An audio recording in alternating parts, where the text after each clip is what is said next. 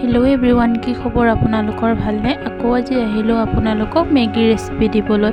ইমান ভালকৈ বনাব নাজানো, তথাপিও আপোনালোকৰ লগত মেগী ৰেচিপি শ্বেয়াৰ কৰিলোঁ।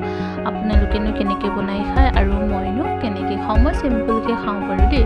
পিঁয়াজখিনি ভাজি ল'লোঁ, তাৰ লগতে জলকীয়া পিঁয়াজ ভজাৰ পাছতে মই ডিম এটা দি ভাজি ল'লোঁ। তাৰপাছতে মেগী মছলাটো দিলোঁ। মেগী মছলাটো দিয়াৰ পাছতে অকণমান ৰঙা হ'ব দিয়াৰ পাছতে ডিমখিনি সিজাৰ পাছতে মই মেগীখিনি দি দিলোঁ। তাৰপিছত মেগীখিনি অকণমান ৰঙা হ'ব দিয়াৰ পাছতে মই পানী অকণমান দি দিম।